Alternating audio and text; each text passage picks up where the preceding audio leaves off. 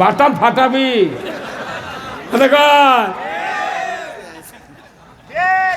তাহলে যে হাত ভোটের সংখ্যা কম বাড়া করেছে এই হাত নিশ্চয় খারাপ। এই হাত কাটার বিধান কে দিয়েছেন? কে দিয়েছেন? আজকে বাংলাদেশে আল্লাহর আইন যদি থাকতো আজকে বাংলাদেশে এত চুরি হতো না, এত চুরি হতো না। বাংলাদেশে মসজিদে তারা নামাজ পড়বে যায়, তার ক্ষেত্রে মুসল্লি মসজিদে ঢোকার আগে জুতো ঢুকায়, জুতা কোন এইভাবে ধরে, এইভাবে ধরে ধরে নিয়ে যা বাক্স থতে জুতো। কোনো মুসল্লি চোখ মুজে নামাজ পড়ে, চোখ মুজে সেজদার থেকে উঠে আবার ওই বাক্স দেখে জুতো আছে নাকি। যে দেশে এত পুলিশ, এত আর্মি, এত নেতা, এত মন্ত্রী, এত বাড়ি বাড়ি নেতা, সেই দেশে মসজিদে নামাজও পড়া লাগবে, জুতাও পাহারা দেওয়া লাগবে। আল্লাহ বলছেন তোমরা আইন কায়েম করো, চুরি বন্ধ হয়ে যাবে। আল্লাহু আকবার। এই বাংলাদেশে চুরি বন্ধ হোক আপনারা কি চান? সেটা কি বক্তৃতাতে বন্ধ হবে? কি দেয়া? হ্যাঁ তোর কোন ভাই কি দেয়া? আইন দিয়ে কোন কি দেয়া? আইন দিয়ে। আইন যদি থাকতো এদেশে স্যান্ডেল মসজিদে কেউ সারিয়ে গেলে 10 বছর স্যান্ডেল পরে থাকতো, ঘাস হয় না, স্যান্ডেল মুজে গেল হনি, তাও চুরি করার মানুষ নেই। এই কথাটা আমার না কোরআনের? সূরা মায়দার 44 নম্বর আয়াতের অংশে আল্লাহ বলছেন ওয়াসারিকু ওয়াসারিকাতু ফাক্তাউ আইদিয়াহুমা, চোর আর চুন্নি ধরা পড়বে, সাথে সাথে 5টা গ্যারান্টি যদি সমাজে থাকে তার হাত কেটে দাও। আর এই 5টা গ্যারান্টি যদি দেওয়া হয় একজন মানুষও চুরি করবে না। খাবার পাচ্ছে ওর চুরি করার দরকার আছে, পোশাক পাচ্ছে ওর চুরি করার দরকার আছে, চিকিৎসা পাচ্ছে দরকার আছে, বাসস্থান পাচ্ছে চুরি করার দরকার আছে, দরকার আছে। এই যে সরকার, গত সরকার 100 বছর পূর্তি উপলক্ষে কত গুচ্ছ গ্রামত বাড়ি করে দিল। আমার গ্রামতি 11টা বাড়ি করে দিছে। দুনিয়ার কোনো বাবার সন্তান যদি 5 ওয়াক্ত নামাজি হয়, কোরআন প্রেমিক হয়, মুত্তাকি হয়, এমন সন্তান যদি মা বাবার মৃত্যুর পর কবরের পাশে দাঁড়িয়ে একবার সূরা ফাতিহা, একবার সূরা ইখলাস, বিসমিল্লাহ সহ যদি তেলাওয়াত করে, আমার রাসূল বলেছেন একবার সূরা ইখলাস তেলাওয়াতের কারণে 10 পারা কোরআন খতমের সওয়াব ওই সন্তানের নামায় আমলে আল্লাহ তাআলা দিয়ে দেয়। একবার সূরা ফাতিহা বললে 10 পারা কোরআনের খতমের সওয়াব পেলেন। তাহলে যদি 2 বার পড়া হয় কয় পারা? জোরে কোন কয় পারা? 3 বার পড়লে কয় পারা? আমার রাসূল বলেছেন যোগ্য পিতা যদি সন্তানকে নামাজি বানাবের পারে, আমার আল্লাহর নবী বলেছেন 3 পারা 3 বার সূরা ইখলাস বিসমিল্লাহ সহ তেলাওয়াতের পর যখন 30 পারা কোরআনের খতমের সওয়াব ওই সন্তানের নামায় আমলে আল্লাহ দিয়ে দেয়। এমন যোগ্য সন্তান মা বাবার কবরের পাশে দাঁড়িয়ে যদি একবার হাত তুলে বলে রব্বির হামহুমা কামা রব্বায়ানি সগীরা, আমার রাসূল বলেছেন ওই পিতামাতার কবরের আযাব আল্লাহ তাআলা 40 দিনের জন্য মাফ করে দেয়। কয় দিনের জন্য? তাহলে যার যার বেটারা নামাজ পড়ে না এরা লাভে আছে না, এরা কিসে? তো অত মোশন গে? হ্যাঁ, 4-5টা বেটা আছে ইনকে কলার ধরে কয় বুঝে সুঝে কথা কর, খালি ঝগড়া লাগবো, লাঠি 5টা বার হবি, গায়ের মানুষ তার এলে তো ঘর তুলব, লাভ হবে না, আপনার লস। তাহলে এদেরকে নামাজি বানানোর দায়িত্বকে পালন করবে? বাপের বাপও পারবে না, তবলিগের আব্বাও পারবে না, জামাতের দাদা পারবে না, আওয়ামী লীগের বুড়া বাপ পারবে না, বিএনপির নানা পারবে না। কে নামাজি বানাবে? কোরআনের বক্তব্য ছাড়া বিশ্বাস করি না। বহু বক্তৃতা হয়েছে মসজিদে, মাহফিলে তাফসির হয়েছে। সাইদির মতো লোক 60 বছর বক্তৃতা করে নামাজ কায়েমের জন্য চেষ্টা করলেন, সুদ হারামের জন্য চেষ্টা করলেন। দেখা গেল 60 বছরের একজন মুফাসসিরকে শেষ পর্যন্ত জেলখানায় ধুকে ধুকে ইনজেকশন করে হাসপাতালে শেষ করে দিল। নামাজ কায়েম করবে কে? কোরআনকে বলতে হবে, যদি কোন আল্লাহু আকবার। কোরআন বলছে সূরা আল হজ 41 নম্বর আয়াত, আল্লাযীনা ইম্মাক্কান্নাহুম ফিল আরদ আকামুস সালাতা ওয়া আতাউজ যাকাতা ওয়া আমারু বিল মারুফ ওয়া নাহু আনিল মুনকার ওয়া লিল্লাহি আকিবাতুল উমুর। জোরে কন্না মারহাবা। আমার আল্লাহ বলেছেন সূরা হজের 41 নম্বর আয়াত, দুনিয়ার মুসলমান, যদি তুমি প্রধানমন্ত্রী হও, রাষ্ট্রপতি হও, সরকার হও, প্রেসিডেন্ট হও, ক্ষমতায় যাও, জমিনের কর্তৃত্ব হাতে পাও, আমি রব্বুল আলামিন বলে দিচ্ছি 4টা আইন চালু করবে। 1 নম্বর নামাজ কায়েমের আইন, যাকাত আদায়ের আইন, ন্যায়ের আদেশ, অন্যায়ের নিষেধ। এই 4টি দফা সরকারকে আমি হুকুম দিলাম। ওয়ালিল্লাহি আকিবাতুল উমুর, আমি আদেশ করতেছি বড় ধরনের তোমরা সমাজে নামাজ কায়েম করবে। জোরে কন্না মারহাবা। আল্লাহ নামাজ কায়েমের দায়িত্ব দিয়েছেন সরকারকে। কার কথা? তো সরকারের দায়িত্ব নামাজ কায়েম করা, আর আপনি বললেন বাবা পারবি। বাপই 42 বছর নামাজ ধরেনি। মেলা ছেলেপেলে আছে, যখন বুড়ো হয়ে যায় বাপ, তখন বেটা করে চাপ দেয়, এই তুই নামাজ পড়িস না, তো বাড়িতে বাড়ি করে দেবো। তখন বেটা মুকুতি কয়, আব্বা আমার দেখা বয়স এখন, এই সময় তুই ভালো হয়েছিল। এই কথা বল না, কচুর সাথে গলার দড়িতে মরা ভালো। বাংলাদেশের বাপ আর বেটা, বেটা বিড়ি ধরে বাপক দেয়, বাপ বিড়ি ধরে বাপক দেয়। কথা বল।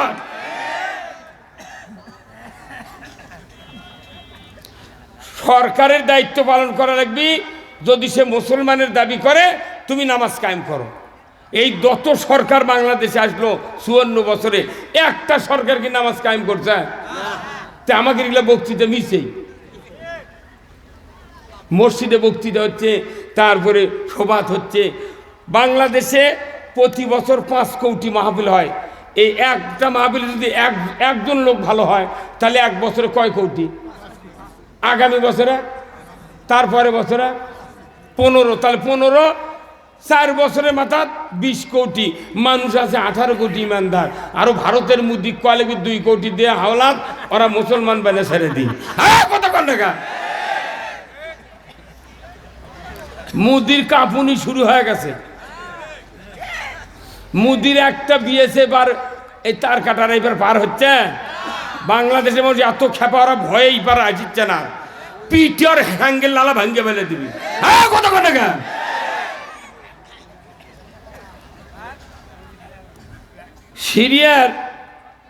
সিরিয়ার বাশার আল আসাদ চলে গেছে, বাংলাদেশেও চলে গেছে। শ্রীলঙ্কা ন্যাংটা পরে পেটন খাসে। কথা কোন টাকা? আফগানিস্তান, ইথিওপিয়া, চেচনিয়া, বসনিয়া, সমরখন, বোখারা, পাকিস্তানের ইমরান খান যদি প্রধানমন্ত্রী হয়, বাংলাদেশে যদি ইসলাম বিজয় হয়, মুদিক সে একা লেগে দেওয়া হবে। এত সিনিমিনি কে তোর? তোর দেশ তুই চালাবো, তোর এত মাথা মারা লাগবি কে? দেশের মোট সম্পদ লুট করে লেগেছে স্বাধীনের সময় এই হিলি দিয়া আর ওই কমলা বন্দর দিয়ে। এই কথা কন না, উনি উপকার করার চেয়ে 100 গুণ বেশি ক্ষতি করেছে। এদের রংপুরের তাজহাট একটা রাজবাড়ি আছে, জমিদার বাড়ি আছে, হাজার হাজার মূর্তি ট্রাকত করে নিয়ে চলে গেছে, যেগুলোর দাম কয়েকশো কোটি টাকা করে। ওরই একটা যদি কাম করে পুকুর খুঁড়িতে যদি পায়, ওরা যদি জমা না দেয়, ও কি মামলা দেয় কি ভাই? আর ওরা যে ট্রাকত করে নিয়ে গেছে, করছে না, ন্যায় করছে। এই দেশে সব আছে, খালি সুশাসন নাই।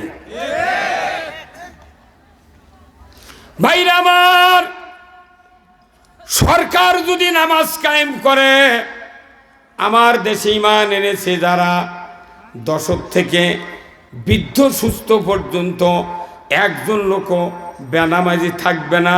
জোরে কোন মারহাবা। নামাজ কায়েম কখন করা হবে? আল্লাহ তাআলা কোরআনে বলছেন, 5টা গ্যারান্টি যখন সরকার দিবে, খাদ্য, বস্ত্র, চিকিৎসা, শিক্ষা, বাসস্থান, এই 5টা গ্যারান্টি সরকারকে দিতে হবে। হিন্দু হোক, বৌদ্ধ হোক, খ্রিস্টান হোক, যদি আদিবাসী হয়, যে কোনো ধর্মের লোক বাংলাদেশে বাস করুক না কেন, ইসলামী সরকার যদি হয় কিংবা প্রধানমন্ত্রী যদি হয়, তাদের কাজ হবে আগে 5টা গ্যারান্টি দিবে, খাদ্য, বস্ত্র, চিকিৎসা, শিক্ষা, বাসস্থান। এই 5টা গ্যারান্টির পর দুনিয়ার কোনো মানুষ যদি চুরি করে, অন্যায় করে, আল্লাহ তাআলা বলেছেন, ওয়াসারিকু ওয়াসারিকাতু ফাকতাউ আইদিয়াহুমা। ওই বান্দার যদি হাত খারাপ হয়, সে যদি চুরি করে, সাথে সাথে ওই বান্দা বান্দির হাতটা তোমরা কেটে দাও। যার হাত খারাপ তাই তো চুরি করে, যার হাত খারাপ তাই তো ঘুষ খায়। যার হাত খারাপ, যে প্রার্থী পাচ্ছে 3000 ভোট, আর এক প্রার্থী পাচ্ছে 20,000 ভোট, উনি এই 20,000-এর জায়গা লিয়েছে 3000 লিখেছে, আর 3000-এর জায়গা 20,000 লিখেছে। কি ভাই কথা কোন টাকা এইরকম করেছে কিনা? মুরব্বি বাটাম ফাটাবি।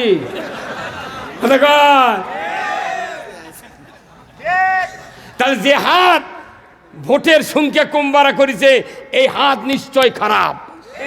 এই হাত কাটার বিধান কে দিয়েছেন? কে দিয়েছেন? আজকে বাংলাদেশে আল্লাহর আইন যদি থাকতো, আজকে বাংলাদেশে এত চুরি হতো না, এত চুরি হতো না। বাংলাদেশে মসজিদে তারা নামাজ পড়বে যায়, তার ক্ষেত্রে মুসল্লি মসজিদে ঢোকার আগে জুতো ঢুকায়, জুতা কোনি এইভাবে ধরে, এইভাবে ধরে ধরে নিয়ে যা বাক্স থতে জুতো। কোনো মুসল্লি চোখ মুদে নামাজ পড়ে, চোখ মুদে সেজদার থেকে উঠে আবার ওই বাক্স দেখে জুতো আছে নাকি।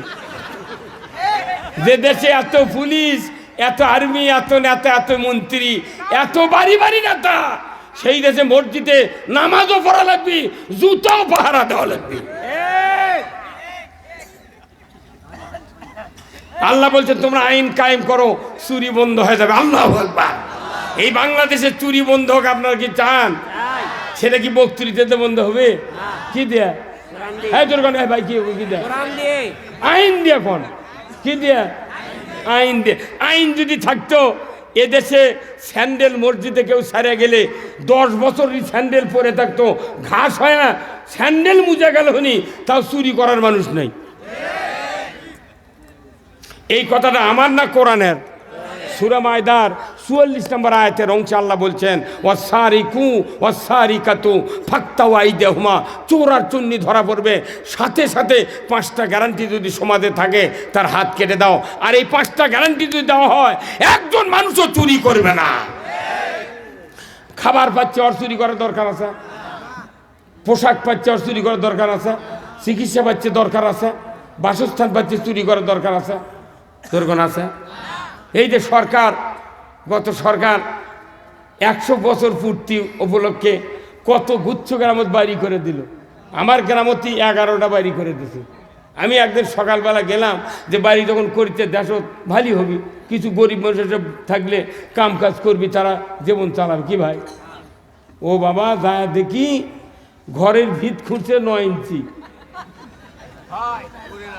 কয় ইঞ্চি? সরকার কি টাকা কম দিছিল? তুই 9 ইঞ্চি ফুরবি, তোর বাড়ি করবে, তুই 9 ইঞ্চি ফুরবো? এক মাথা খুঁড়ে প্রথম দিবি 20 ইঞ্চি, তারপরে 15 ইঞ্চি, 10 ইঞ্চি, তারপরে 5 ইঞ্চি করে গাইতে তুলবি। ওই প্রথম নামিতে খালি 10 ইঞ্চি খালি পাইরা দিয়েছে, 9 ইঞ্চি মাটি লেওয়াল। মিস্ত্রি গাইতে দুয়ার দিয়ে ভাড়াবের লাগে, ওরই ঘাড়ির উপর দেওয়াল পরে গেছে। তাহলে এটা কি সরকারের দোষ? এটা ওই যে নেতা, ওইটা কন্ট্রাক্টর দিয়েছে, ওরই দোষ। তাহলে এই দেশে যদি হাত সবার ভালো হতো, এদেশে কোনো দুর্নীতি অন্যায় হতো না। আমরা সবাই মিলে, কোনো দল দেখবো না, আওয়ামী লীগ দেখবো না, বিএনপি দেখবো না, জামাত দেখবো না, তবলিগ দেখবো না, যা আছে আমরা সব ইমানদার। আমরা সব কি? আওয়ামী লীগের মধ্যে ইমানদার নাই? অনেক আছে। বিএনপির মধ্যে আছে, জামাতের মধ্যে, তবলিগ, অন ইসলামী যত দল আছে সবার মধ্যে ইমানদার আছে। তাহলে আমরা সব কি গ্রুপ? ইমানদারের গ্রুপ। এখন ইমানদার গ্রুপের কাজ কি? আপনার ঔষধের থেকে শিখতে হবে। এই যে আমার এই ভাইয়ের নাম কি? স্বপন ভাই। উনিও যদি আমাশয় হয়, একটা ডাক্তার কাছে গেছেন, ওনাকে বলবি যে ভাই আপনি ফেলাদিন খান। এই মুরব্বী যদি একটা ডাক্তার কাছে যায়, কবেন আপনার কি? না তো আমার আমাশয় হচ্ছে, ওনাকে বলবেন অ্যামোডিস খান। আমার এই মুরব্বী, আমার এই চাচা আবুল কাসেম আমাশয় হচ্ছে, উনি বলে আমাকে ওষুধ দাও, ওনাকে দিবি মিলিগ্রাম। উনি যদি কয় ডাক্তার সাহেব ওষুধ দেন আমার আমাশয়, উনি বলবে, ওনাকে বলবি আপনি ফিলমেট খান। 4টে ওষুধই কোনো আমাশয় কতক্ষণ, কিন্তু এই 4 ওষুধের কোম্পানি ভিন্ন, নাম ভিন্ন, কিন্তু এদের গ্রুপ এক, মেট্রোনিডাজল। এই গ্রুপের নাম কি? মেট্রোনিডাজল। এই গ্রুপের কাজ হলো আমাশয় ভালো করা। তাহলে আমার বাংলাদেশে যতগুলো দল আছে, দলের মধ্যে সব দলেতে ইমানদার আছে। আবার আওয়ামী লীগ বিএনপির মধ্যে যে ইমানদার আছে, এই জামাতের মধ্যে, তবলিগের মধ্যে এত তোরের ইমানদার নাই। ওরকের মধ্যে আছে বাগা মার্কা, কথা কন না কে? কিন্তু ওই ইমানদার যদি খালি বুঝান হতো যে ইসলাম বিজয় হলে তুমি জান্নাতে যাবে প্রথম ফার্স্ট কলে, তাহলে ওনারা পাগল হয়ে ইসলাম বিজয়ের জন্য চেষ্টা করতেন। তাহলে সব দলেতে কি আছে? তাহলে এটা ইমানদারের গ্রুপ। তাহলে মেট্রোনিডাজল গ্রুপের কাজ আমাশয় বন্ধ করা। সব দলের ইমানদার যে গ্রুপ, এই ইমানদার গ্রুপের কাজ হলো ইসলাম বিজয় করা। ইসলামটা আল্লাহ পাঠাচ্ছে আমাদের জন্য, তুমি ইসলাম দিয়ে পৃথিবী চালাও। কারণ কি? রাসূলুল্লাহ এই কোরআনের ইসলাম দিয়া 10 বছর 12.5 লক্ষ বর্গমাইল শাসন করেছেন, কথা ঠিক কিনা? মদিনার স্টেটে বসে উনি সফল রাষ্ট্রনায়ক। উনি 10 বছর শাসন করেছেন। বাংলাদেশের মতো 27টা রাষ্ট্র জোড়া দিলে যতখানি পরিধি, ততখানি রসুলের রাজত্বের পরিধি। ধরে কর আল্লাহু আকবার। কে বুদ্ধি দিল কোরআন বাদ দিয়ে তুমি বাপ দাদার আইন দিয়ে তুমি দেশ চালাবে? এ বুদ্ধি কে দিয়েছে? কতক্ষণ? তাহলে আপনি যদি কোরআনের আইন ভাইলেট করেন, বাদ দেন, তাহলে আপনাকে এক কাজ করতে হবে, তাহলে সব বাদ দেওয়া লাগবে। কোরআনই বাদ দিচ্ছি, তাহলে সব বাদ। কি বাদ? কুরবানি এতদিন করেছি গলাত, এখন কর্ম ঘাড়ত। মানে গরু শোয়ানের কি দরকার? কাউকে লাত্তি মারে সিংহের ঘুঁতে দেয়, এত কষ্ট নয়। গরু খাড়ায় আছে, ওকে নিয়ে ঘাড়ত কোপ মারে কাল্লা ফেলে দেবো। ফকিরনিক যদি 10 কেজি গোস্ত 3000 টাকা সহ দেওয়া হয়, ওই কবি তোর টাকা লাগবে না, আমার মরে গেলে ওই গোস্ত খাবো না। কারণ কি? ওটা বলি দেওয়া। কথা কনে রে? কোরআনের আইনই যদি তুমি বাদ দাও, তাহলে সব বাদ দাও। এতদিন কোরআনের আইন খাতনা করা লাগবে, আমি খাতনা করিব না। এমবিবিএস ডাক্তার লন্ডনে যদি চিকিৎসা করবে, তাই যদি খাতনা না করে, ফকিন্নির বিটেও বিয়ে বসবে না। ওযুর 4 ফরজ, আমি 1 ফরজ মানব না। জমজমের পানি দিয়ে আমি 3 ফরজ আদায় করব, 1 ফরজ আদায় করব না। জিন্দেগিতে নামাজ হবে না। এটা আল্লাহর আইন। এটা কার আইন? তা আপনি আল্লাহর আইন বাদ দিয়ে মুস্তা হচ্ছেন মানুষের আইন নিয়ে। এত বড় বিপদ পৃথিবীর ডাকে আনবেন না। আমার ভাইরা, আল্লাহ রাব্বুল আলামিন কোরআনুল কারিমে বলছেন, ও দুনিয়ার মানুষ, আমি তোমাদেরকে জানিয়ে দিলাম। সূরা বাকারার ভেতরে আল্লাহ তাআলা বলছেন, কুল্লাহবিতু মিনহা জামিআ ফাইম্মা ইয়াতিয়ান্নাকুম মিন্নি হুদান ফামান তাবিয়া হুদায়া ফালা খাউফুন আলাইহিম ওয়ালা হুম ইয়াহজানুন। আমার আল্লাহ বলেছেন, ও পৃথিবীর মানুষ, আদম বংশধর, পৃথিবীতে নেমে যাও। মিন্নি হুদান, আমার তরফ থেকে যে হাদায়াত বাণী যাবে। ফামান তাবিয়া, এতাত যদি করতে পারো, ফালা খাউফুন, তোমাদের জন্য ভয় নাই, ওয়ালা হুম ইয়াহজানুন, তোমাদের জন্য দুশ্চিন্তা করতে হবে না। জোরে কন্যা মারহাবা। কোরআন মানলে ভয় নাই, চিন্তা নাই। কার কথা? চিৎকার দিয়া বলেন, কার কথা? তাহলে আমরা কি কোরআন মানতে পারছি? তাহলে আমাদের ভয়ও আছে, চিন্তা হচ্ছে, চুরির ভয়, জাহান্নামের ভয়, দুনিয়ার ভয় আছে। কি ভাই, কথা ঠিক কিনা? আমার আল্লাহ বলেছেন, যদি তুমি আমার কথা না মানো, অবিশ্বাস করো, মিথ্যা মনে করো। ওয়াল্লাযীনা কাফারু ওয়া কাযযাবু বিআয়াতিনা উলাইকা আসহাবুন নারি হুম ফিহা খালিদুন। আমার আল্লাহ বলেছেন, যদি কোরআনের কথাকে অবিশ্বাস করো, মিথ্যা মনে করো, আমি রব্বুল আলামিন বলে দিচ্ছি, তোমরা জাহান্নামের আগুনের সাথী সঙ্গী হবে। বাংলাদেশে যদি পেপারিং করা হয় 1 লক্ষ টাকা দেব। কে আসো হাত তুলে নামটা মোবাইলে আমাকে জানাও, আমি জাহান্নামে যেতে চাই। হিন্দুরাও জাহান্নামে যাওয়ার জন্য হাত তুলবে না, কারণ তাদের ধর্মে আছে স্বর্গ আর নরক। এই কথা ঠিক কিনা? স্বর্গ আর নরক। তাহলে আপনি যদি জাহান্নামে যেতে না চান, আপনি মুখ দিয়ে বলবেন জাহান্নামে যাব না, কাজে কোনো জাহান্নামে যাওয়ার কাজ করতেছেন। এই বাংলাদেশে বলুন তো, সুদ কোরআন শরীফে আছে হারাম না হালাল? সেই সুদ বাংলাদেশে চলে কি চলে না? হ্যাঁ, সুদ চলে।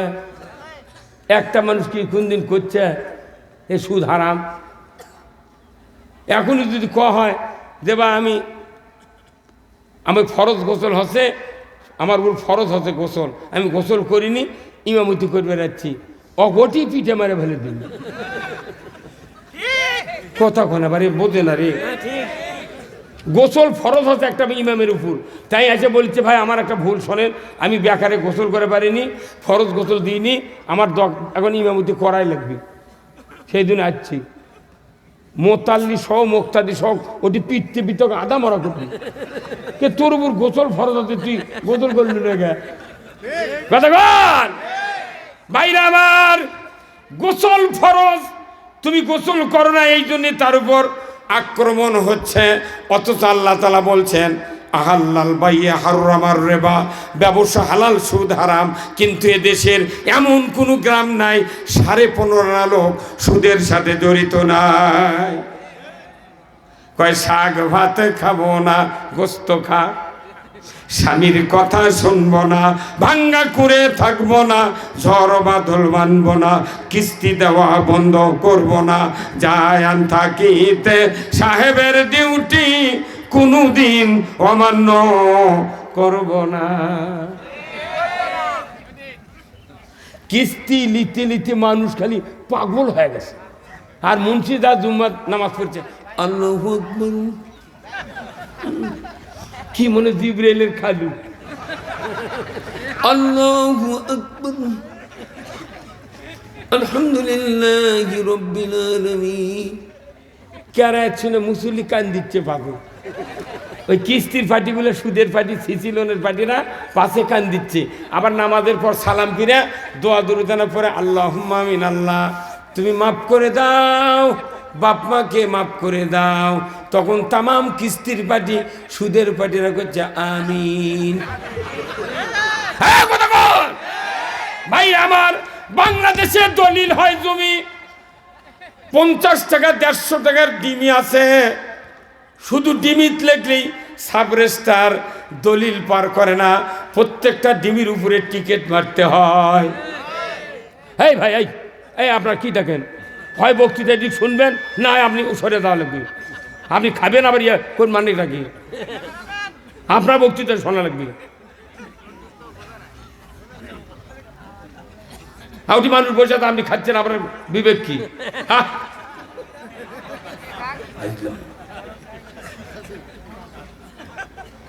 এখানে মানুষের মুক্তির কথা কওয়া হচ্ছে,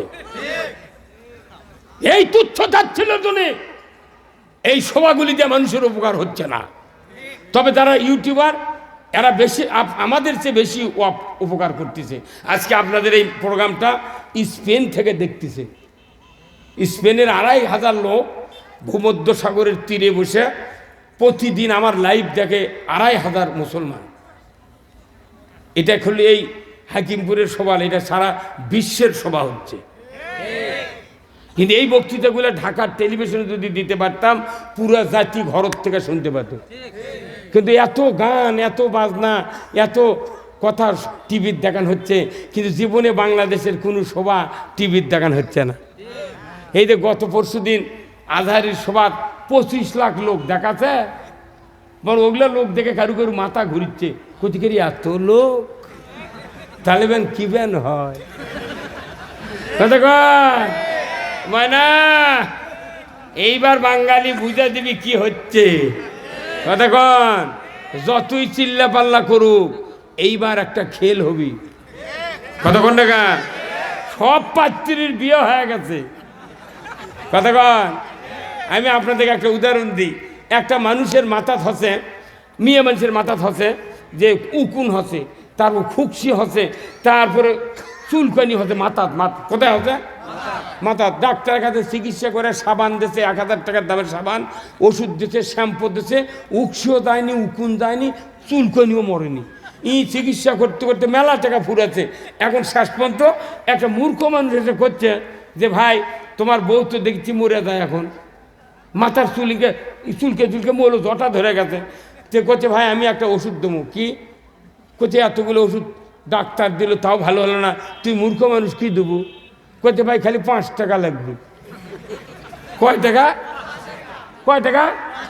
5 টাকা তে 5 টাকা হাজার টাকাতে কিছু হয়নি তুই 5 টাকাতে কি করবো করছে ভাই তুমি খেপো না 5 টাকা দিয়ে আমি তোমার যদি অসুখ ভালো করে দিই তোমার কোন টেনশন আছে তখন বউ কথা আচ্ছা এতগুলো চিকিৎসা করে তো আমার কিছু হয়নি তো ওর বউ কথা ভাই তুই 5 টাকা লে ধর 5 টাকাতে ভালো হলে আলহামদুলিল্লাহ ওই বাজার থেকে যা একটা বেলেট লিয়াচ্ছে কথা কনে চাষা কি লিয়াচ্ছে বেলেট লিয়াচ্ছে বেলেট লিয়াছে কত তোমার এই হাত ধরে পাও ধরে করছি এত টাকা ফুরাতো তোমার কিছু হয়নি এই 5টা টাকার বেলেট দিয়ে তুমি তোমার এই বইয়ের মাথা একবার কামিয়ে ফেলে দাও আজই যদি অসুখ ভালো না হয় জীবনে চিকিৎসা করবো না আল্লাহু আকবার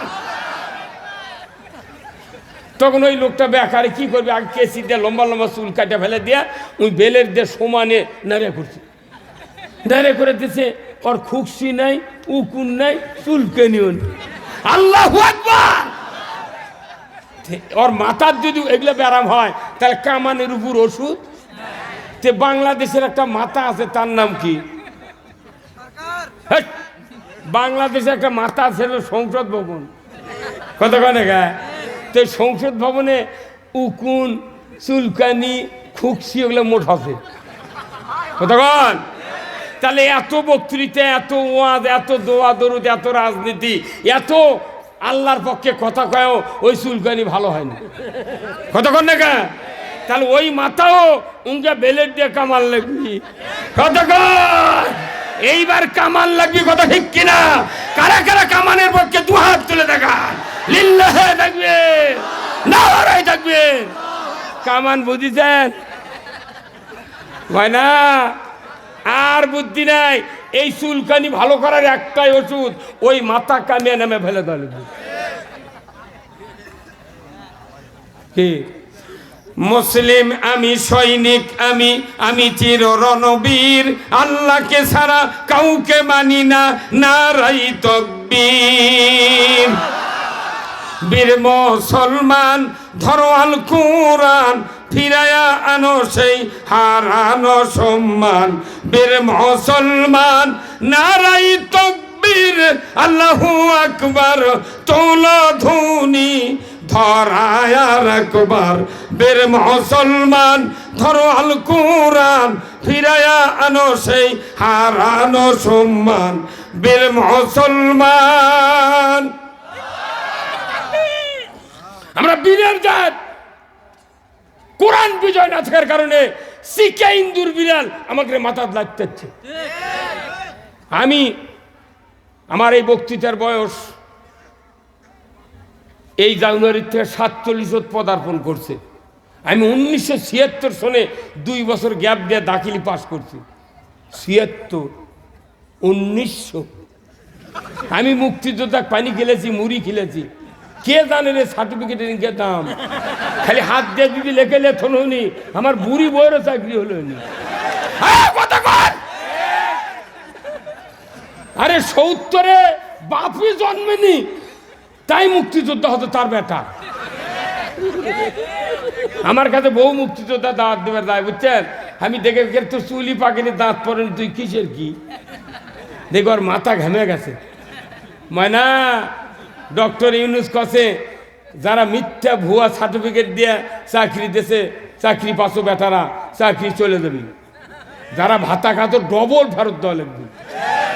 তোমার কুরবানি ওয়াজিব নাই, তুমি কেন কুরবানি কিনলে? সেটা আবার মরে গেছে, আবার হেরে গেছে, দুটিয়া দেওয়া লাগবে। আর কথা কর, যে আওয়াজ শুনে ওরে মুসলমান ভয় কাঁপিত, কাফেরও বেঈমান, যদি কন্মার হবা দাউরে সে হুঙ্কার কররে তোলপার, পাপে দুনিয়া ভেঙ্গে কররে চোরমার। বের মুসলমান ধরো আল কোরআন, ফিরায়া আনো সেই হারানো সম্মান। বের মুসলমান, আল্লাহু আকবার। এই গজল কে লিখেছে? কাজী নজরুল ইসলাম লিখেছেন। উনি ব্রিটিশ সরকার যখন এই দেশ ভারতবর্ষ শাসন করছিল, তখন উনি একটা গান লিখেছিলেন, হ্যাঁ ব্রিটিশ এদের সারবি কিনা বল, যদি না সারিস কিলের চোটে আর করিব জল। এই বক্তৃতা দেওয়ার কারণে ব্রিটিশ সরকার কাজী নজরুল ইসলামের বিরুদ্ধে একটা অপবাদ দিয়ে গেছে, বিদ্রোহী কবি। আর যার মুস ভেকু দিয়ে আলোক করা লাগে। হ্যাঁ কথা বল, কি দিয়ে ভেকু দিয়ে আলোক করে দই খিলান লাগে, তা কি কত বিশ্বকবি। হ্যাঁ আহারে, সেই ফুলেরই রৌশানিতে আরশ কুরসি রৌশান, সেই ফুলেরই রঙ লেগে আজ ত্রিভুবন জালা। সাহারাতে ফুটল রে ফুল রঙিন গোলে লা লা, সাহারাতে ফুটল রে ফুল। তোরে কন্যা মারহাবা। চীনের রসিক ভ্রমর বুলবুল, সেই ফুলের ঠিকানাই। কেউ বলে হযরত মুহাম্মদ, কেউ বা কামলি ওয়া।